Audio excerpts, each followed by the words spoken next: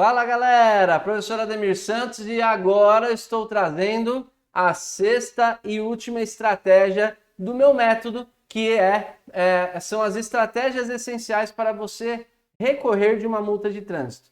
Então a sexta estratégia, na verdade, é uma obrigação de toda e qualquer pessoa que atuar com recurso.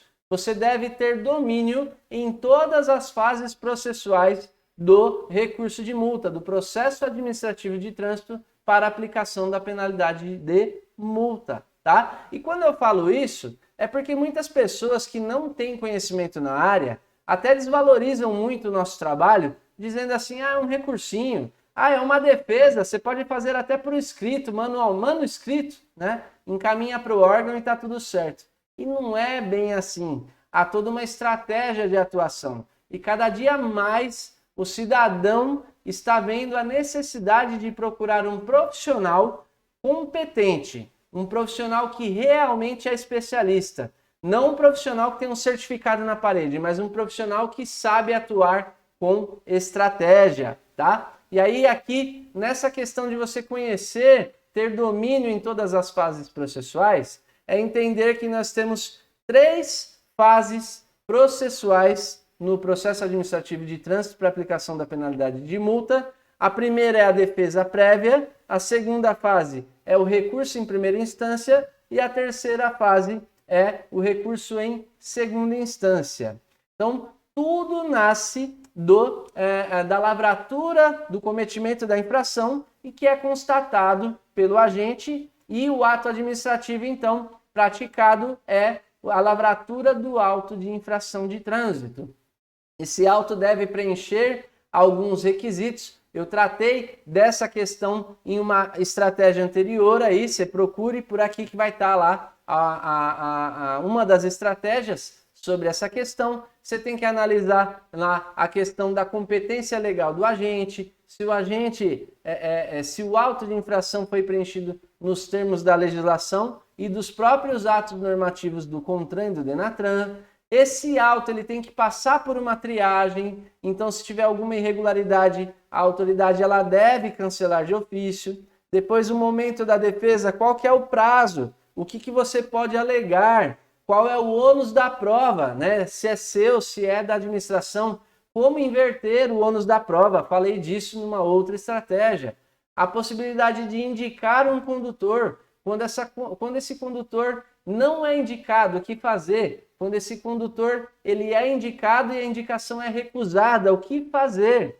E assim por diante. Quem julga essa defesa da autuação, não é isso? Depois do deferimento, esse auto é arquivado. Se indeferida a defesa prévia, a defesa da autuação, nós temos a possibilidade de recorrer em primeira instância. E aí esse recurso em primeira instância é para quem vai? É para a Jari, que é um colegiado composto por no mínimo 3 pessoas. E não é qualquer pessoa que pode compor uma Jari. Essa Jari, quando composta por 3, ela tem um representante da sociedade, um representante do órgão de trânsito e um representante de entidade classista, tá? Então, sindicatos, clubes relacionados à área de trânsito, entidade classista, órgão de trânsito, o próprio servidor, o próprio representante do órgão, e a sociedade, um da sociedade que vai representar, para ter o que nós chamamos de equidade, né? Uma decisão que possui equidade. Isso traz aí uma homenagem, inclusive, ao princípio da paridade de armas, tá bom? A Jari, existe uma resolução que trata só dessa questão. A decisão da Jari ela deve ser motivada. Você tem que entender qual é a competência da Jari, principalmente na sua essência, que está lá no artigo 17 do CTB, e assim por diante. Aí, julgamento da Jari. Deferindo ou indeferindo esse recurso à Jari, cabe um recurso em segunda instância. Como assim deferindo ou indeferindo?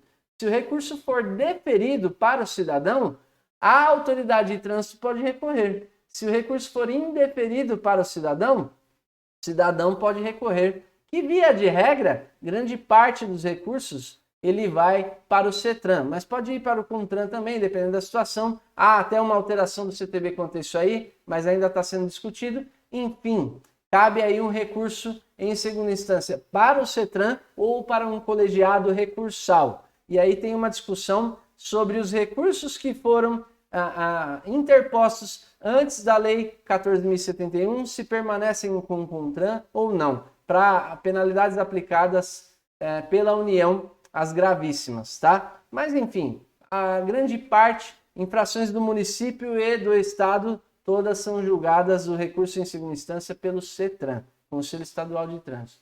E o CETRAN, ele é um colegiado composto por uma determinada quantidade de conselheiros, existe um relator que vai analisar, vai fazer as diligências necessárias e vai proferir o seu voto. Esse voto deve ser relatado para os outros conselheiros, onde eles vão votar e decidir pelo provimento, pelo deferimento ou indeferimento desse recurso.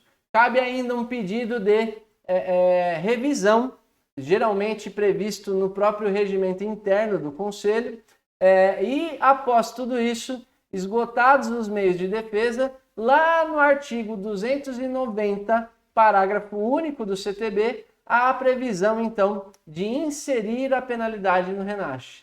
Então, note que, desde a lavratura do auto de infração até o julgamento da defesa prévia, ainda não há penalidade. Defesa prévia foi julgada indeferido, aí sim a autoridade aplica a penalidade, notifica da penalidade, e aí são duas notificações, notificação da autuação, notificação da penalidade nesse momento.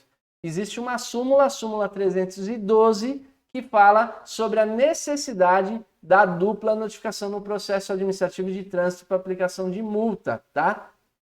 O STJ, inclusive, decidiu recentemente que não há obrigatoriedade dessa notificação com AR, aviso de recebimento, mas há a necessidade de expedir as duas notificações. E aí tem toda uma técnica que no meu curso eu trato com mais detalhes sobre você conseguir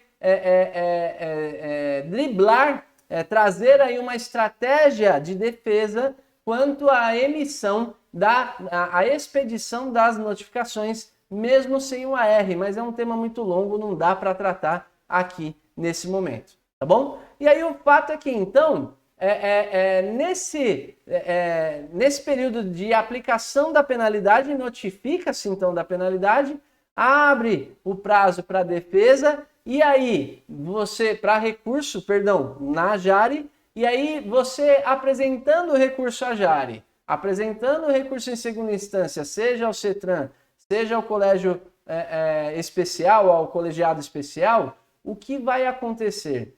A administração, o órgão autuador, ele deve conceder o efeito suspensivo. Isso está lá no artigo 284, parágrafo 3º, combinado com o 290, parágrafo único. Por quê? A penalidade vai ser inserida somente esgotados os meios de defesa. E muitos órgãos deixam de cumprir essa regra. Você precisa entender tudo isso aí para trabalhar no mínimo o efeito suspensivo a favor do seu cliente. Enfim, são tantas as possibilidades de beneficiar o seu cliente dentro do processo administrativo de trânsito.